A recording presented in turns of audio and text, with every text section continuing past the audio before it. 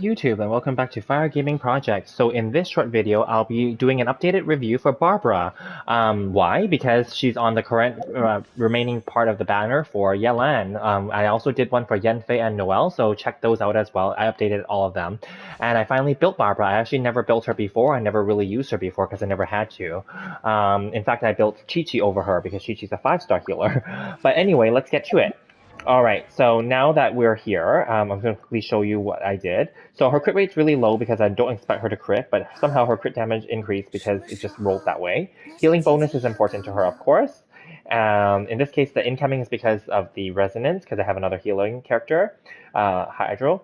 Energy recharge, if you can get it higher, that'd be great. And if you can get Hydro damage for her, that'd be great too, but not necessary, depending on how you plan to use her. Okay, so weapon-wise, I'm giving her the Thrilling Tales, which is easy to find. It's a 3-star weapon, and really we're using her as a support for healing, and she doesn't really do much damage anyway. You can build her up for sure, but then because she can at least crit, unlike her 5-star counterpart, Kokomi, who cannot crit, or Kokomi can still crit, it's just that it's very hard to, because you'd have to go over the negative deficit first. So anyway, back to Barbara though. So this is good because you can swap her in and out for healing, maybe Hydra application, and then give the 48% bonus to the next character if you have this at R5. Other weapon options include, of course, Everlasting Moonglow, but if you have that, you might as well go for Kokomi, to be very honest. But that's a great weapon. The 4-star craftable version will be Prototype Ember, also a very good weapon, especially if you want to focus on healing. Again, all these weapons are great for her, but I'm choosing to do the Thrilling Tale so that she can buff the other characters instead. Yeah, and then Oathsworn Eye, which was an event-exclusive weapon that we got a few patches ago, is a really good weapon too for attack percentage bonus and energy recharge, which is a great stat to have. I would skip anything with crit on it, so these Lost Prayer ones can be skipped.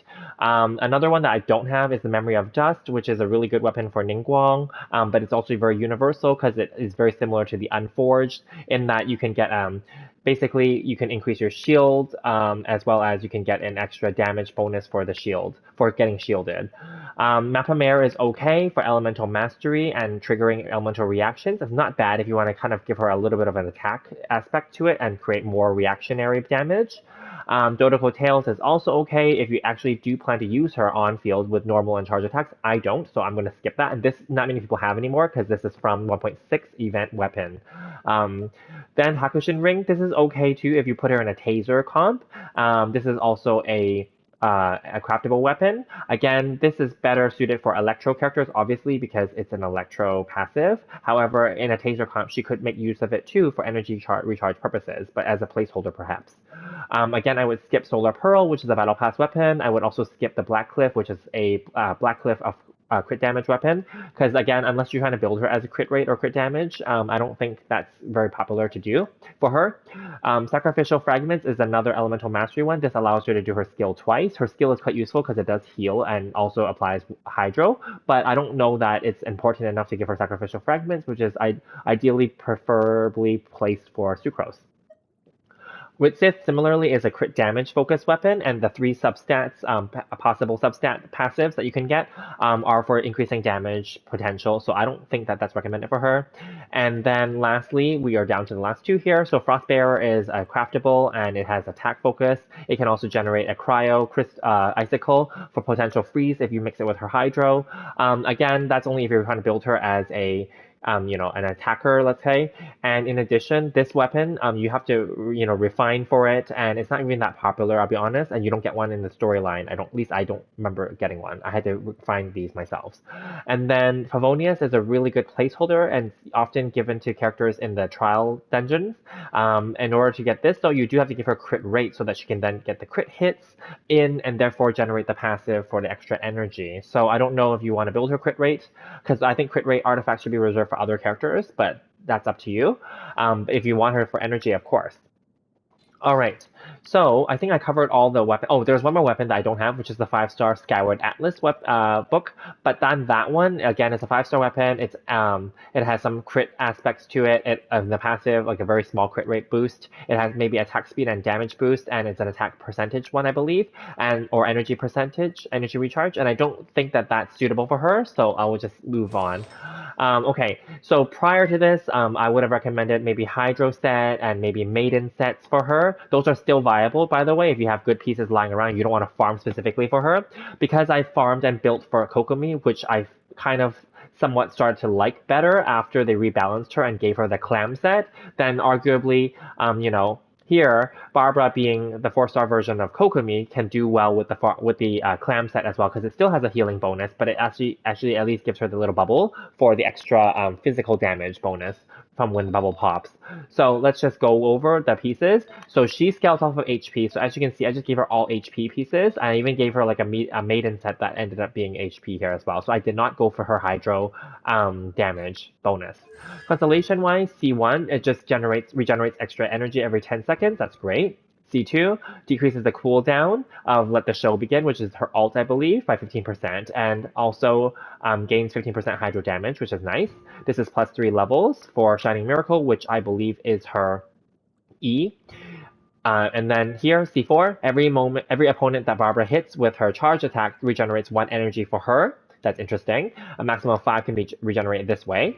C5 is plus 3 levels for her ult. And C6, when Barbara is on the party but not on the field, and one of your own party members falls, she'll automatically revive them and fully restores the revived character 15% HP to 100%. So this can only happen once every 15 minutes. So this is pretty good, especially for those of you who are newer to the game and have trouble surviving in certain battles right now because you're still getting your bearings.